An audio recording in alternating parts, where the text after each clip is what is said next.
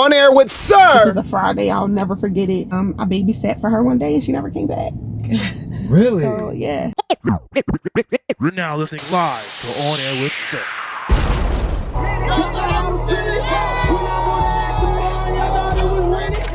Today, we are live at the Lotus W.E.L.L. Calling all healers, do you need a place to hold your class? And also calling the healing, do you need a place to heal? Live On Air with Sir. Give me a tour. Refresh. Sage. Ooh, tell me about this room. This is the Sage room. Therapy room. Okay, got you. Nice. This is beautiful. This is the Sage room. Okay. All of the rooms are named. I think names are important. This is the Zen room. Okay, I like it. I like the vibes. Yeah. And this is our massage therapy room. Wow, this is nice. And upstairs? And upstairs. So this is a 3-floor property. 3 floors. Yes. Wow.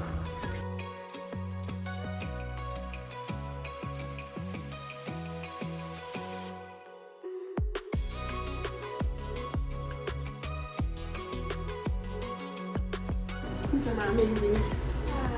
Hello, amazing staff. How are we today?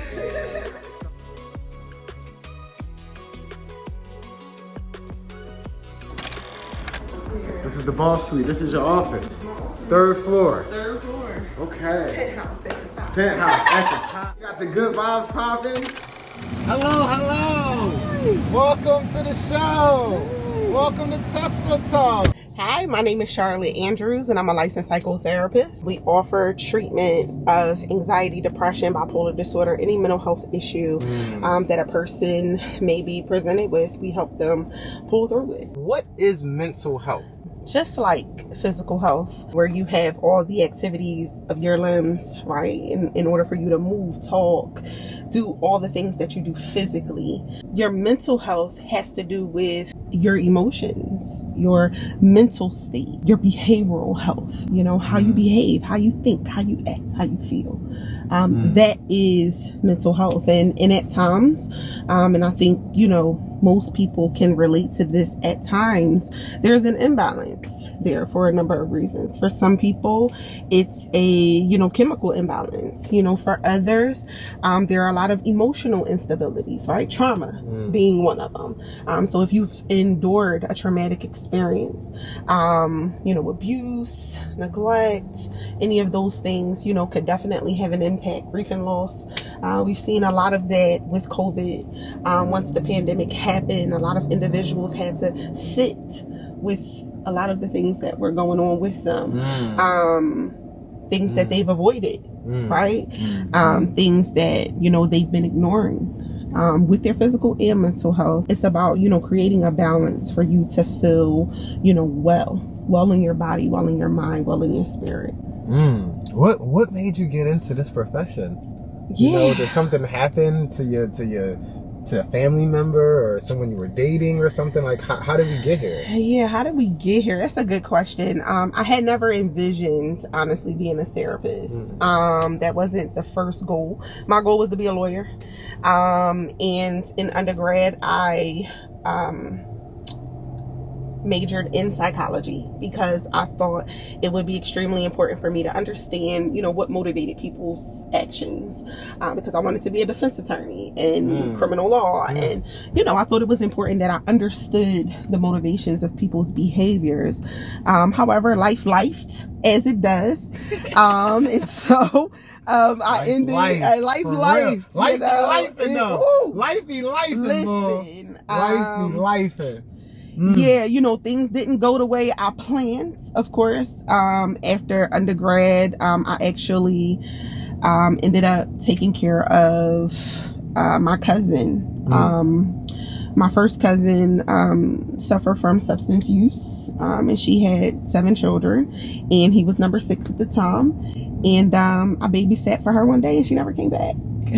Really? So, yeah. Wow. Yeah, wow. she never came back. Wow. So I was, 21, just graduated undergrad, like on my way to law school, and Woo! She hit me with that. Wait. Hold on. So let's talk about that for a second. Yeah. Just because, you're not the first person Of course. that has happened to. Mm-hmm. First off, what does that look like? So are you sitting around looking for this person or calling this person? Like, how long did it take you to realize that they wasn't coming back? Yeah. It took me a second, right? So, I had been, this cousin, struggled with substance abuse for years. And her mom, which is my aunt, my mother's sister, had taken care of all of her other children up to that point, adopted them, through DHS. And, so of course she had a bit of a rocky relationship with her at the time. She was pregnant with, her sixth child. So, I was supportive. I was there, she was in jail. She got out. I took her to her appointments and, just kind of supported her because there was nobody else. Right. I was at the delivery. Right. That was my baby, Got you. And so I guess, with that, she felt as though when she relapsed, there was someone she could call. And I had not known she relapsed at the time. And she called me and was like, I'm really having, I just need a break. Can you get them for today? And I'm like, okay, this was a Friday. I'll never forget it. I was working at my first psych job at Girard Medical Center, in the acute psychiatric hospital. And I'm like, I used to pull doubles a lot. And I was like, listen, I gotta go to work tomorrow. So just make sure you come get them before it's time for me to go to work. She's like, all right, I got you. And I didn't have a car at the time. So one of my friends, when I got off work, took me to meet her at Ridge. Now that was probably the first thing that should have popped in my mind. Like, why is she down here? I knew that's where she would often go, like Ridge and Girard. Gotcha. But I'm not thinking nothing of it. All right, cool. Thinking positive thoughts. I'm thinking positive thoughts. She handed me, a bottle that had half a bottle of milk, a pamper, and a blanket. I'm like, where's clothes? Oh, I don't have no clothes. Okay. I don't have no Pampers. So asked my friend, can you drive me to Walmart? I picked him up some stuff, went home. And that was it. I called very next day. I called, hey, what time you coming? Just so I can, I'm on the bus. Gotta get to work. No answer. Now, wait. So how long ago was this? He will be 15. And August you 23rd. still have him? I don't. So Okay. Right now he's with his grandma. Got you. But so wow, but she still hasn't come back, or she did, but just not able to. Okay, got you. Wow. What an amazing story. Thank you for sharing. How did that affect you? You being like a therapist and all. I mean, did you have to seek therapy after that? Oh yeah. Okay, so therapists need to have therapists. Oh yeah, I got a therapist now. Okay, good. Okay. Yeah, therapists definitely need therapists. It's something I support and highly, highly encourage. A therapist without a therapist doesn't deserve to be a therapist. Well, I wouldn't go that far, but that's how I feel about a coach. A coach without a coach, it shouldn't be a coach. True. No, I get it. Yeah, so I definitely had a very hard time. There were a lot of things going on between me and her, a lot of back and forth to court type stuff. And, it took a toll on me, especially when the courts gave him back to her. Took a toll on me, so I had to seek help, and I did. I was in a very dark place. I experienced depression. I had insomnia, like really bad. Like I'm a recovering insomniac, and I couldn't sleep like for weeks. Sometimes I just felt like I was up, and once I started getting therapy, because you have the baby, right? I mean, the baby is the baby, though. I mean, baby gonna keep you up, though. So this was like after the fact. Like taking care of the baby was taking care of the baby. It was more so familial issues, with my family, fighting with her, going to court. Like those are the type of things, she used to call like DHS on us, stuff like that. Gotcha. Yeah. So okay. So now let's move on real quick. How does this connect to how you ended up getting into this? Yeah. So When I had him, I felt like I needed to do more than what I was doing. And because law school didn't work out at the time, I said, well, I got to do something. So I was working at Belmont Hospital, another psychiatric facility, and a coworker of mine was like, hey, well, you know, I go to Holy Family, like I'm getting my master's degree in counseling. Why don't you do that? And I'm like, well, I don't want to take no standardized tests. I'm tired. Like, I took the LSAT 3 times. Like, I don't want to take no tests. Nah, if you got a certain GPA, you don't have to take no tests. I'm like, cool. I applied, interviewed, got in, and it was all she wrote. I did end up going to law school though, but you know, that was like way after the fact. And but once I got my master's degree in counseling, like, it just opened up a whole nother world for me. And when I ended up while I was in grad school, I ended up getting hired in the mental health unit at the public defender's office, and that's where I got introduced to mental health law. And I was like, I think this is what I want to do. Now, how long ago was that?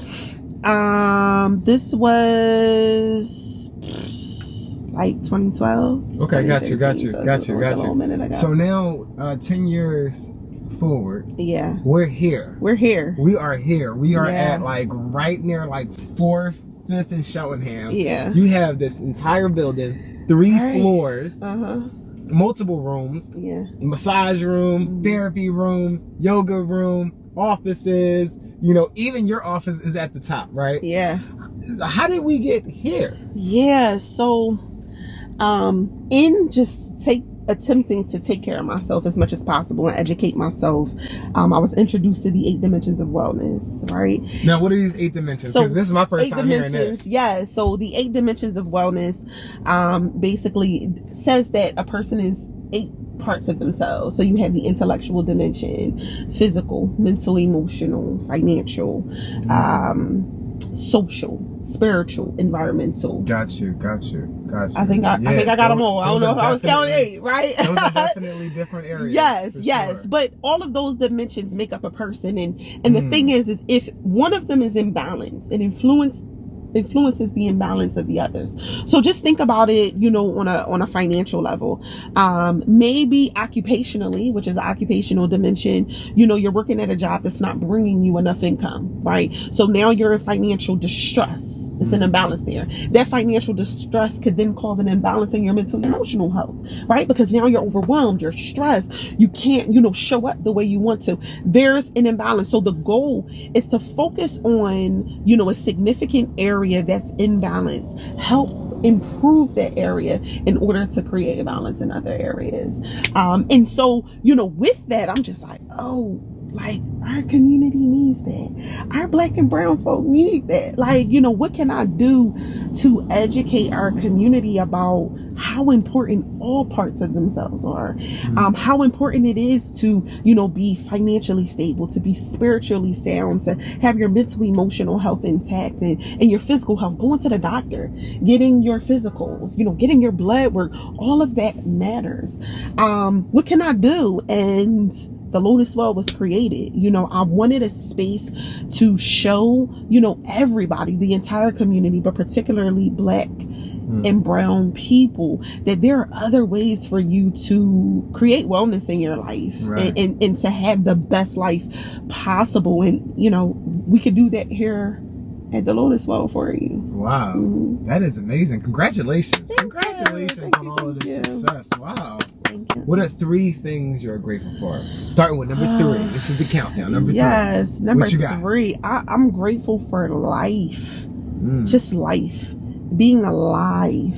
I could definitely say I'm beyond existing. To be. You know, once you're born, you exist. I like living. I live. If I don't do nothing else, I might work like crazy, you know. But short term, I live. You know, I believe you live. I can feel that you live. I can feel the energy. I know you live. I like having a good time.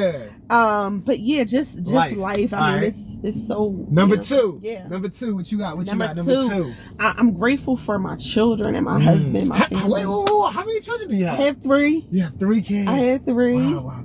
3 I know you just had a baby too. I just had a baby. She is beautiful. Thank you oh very my goodness. much. Yeah, so I have a 1-year-old, a 2-year-old, and a 7-year-old. Okay.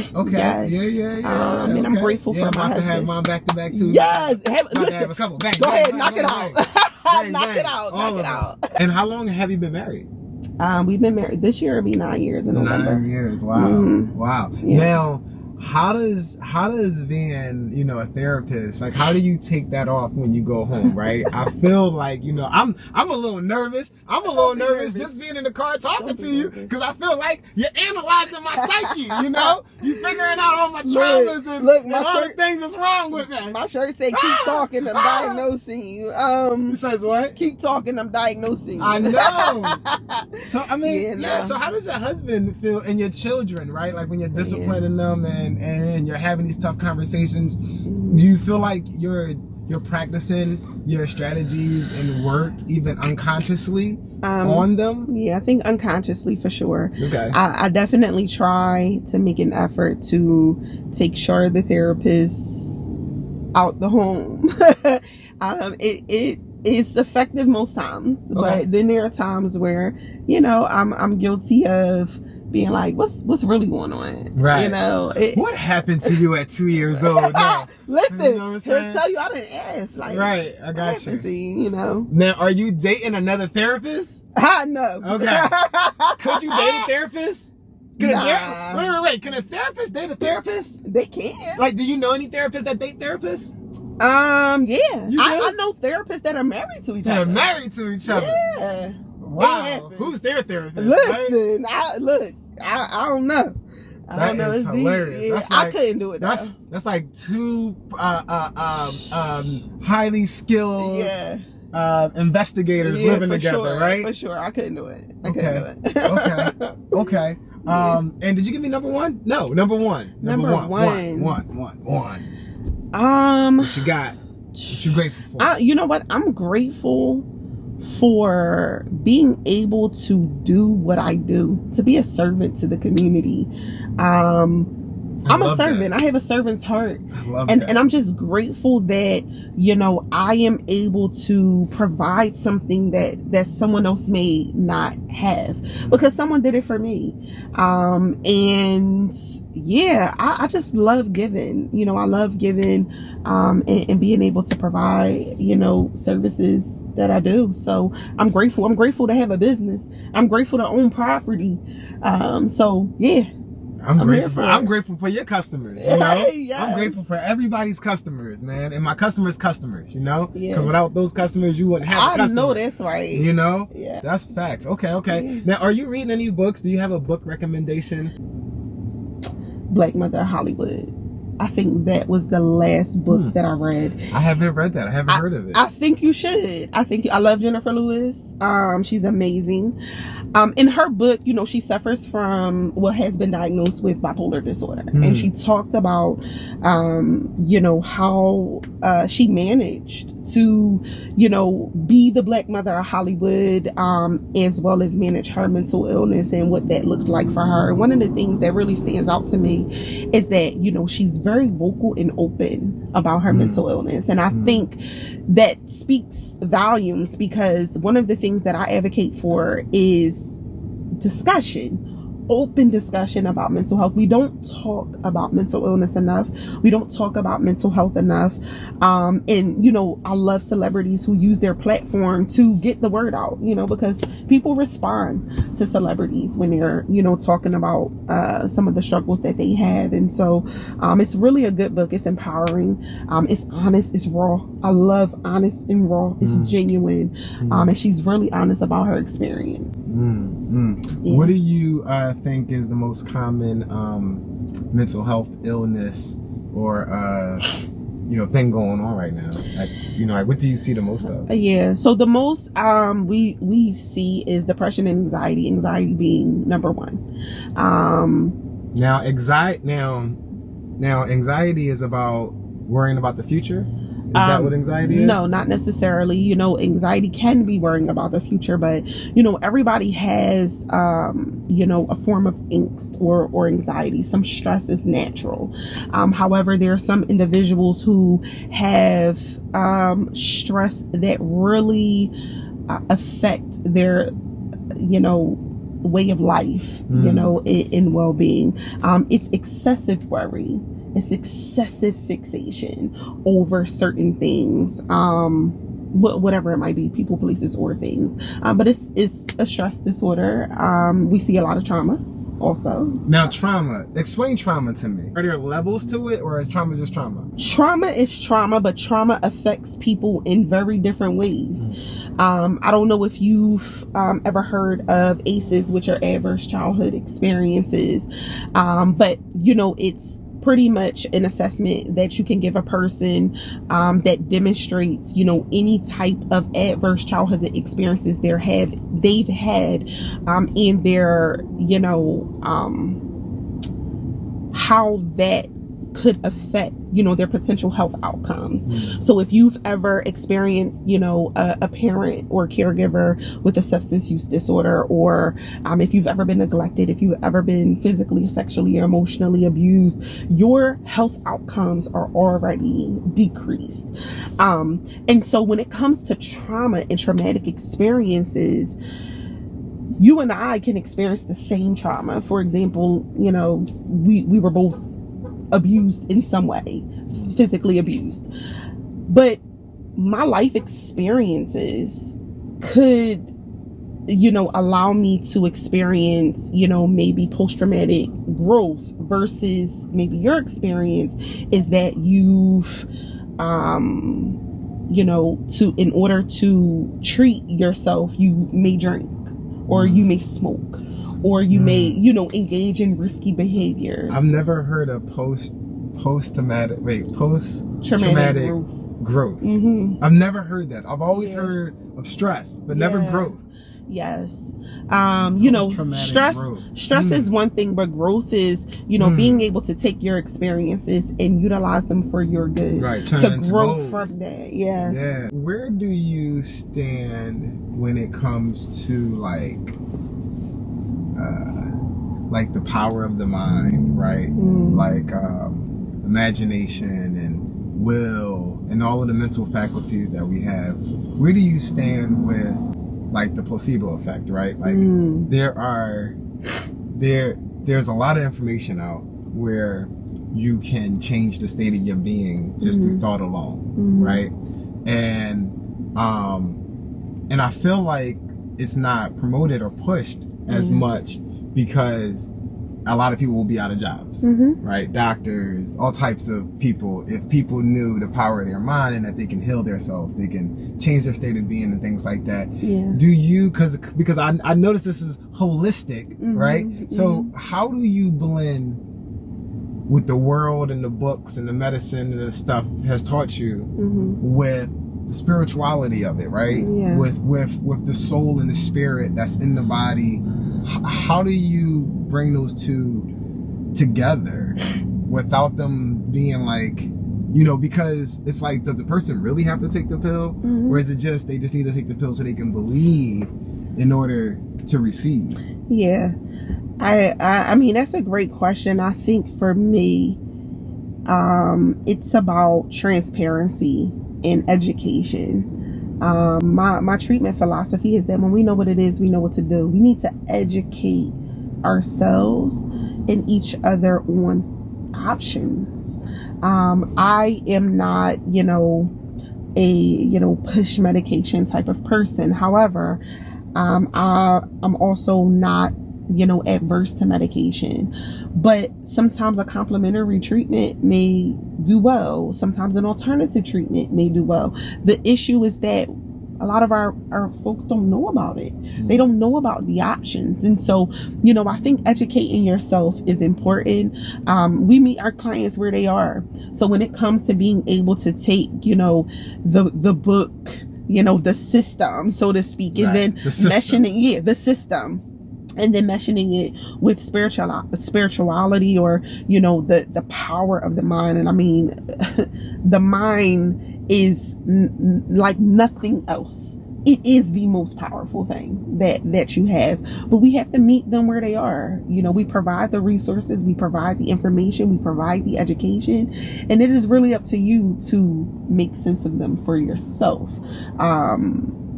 we don't attempt to like push anything on anyone. If a person says, well, I'm really open to an anxiety medication, okay, well, let's talk about your options. Let's, help refer you to a psychiatrist so that you can discuss, what your options are. But also let's sign up for this yoga class. Let's also, talk about some, essential oils that you can use, or, some natural remedies as well.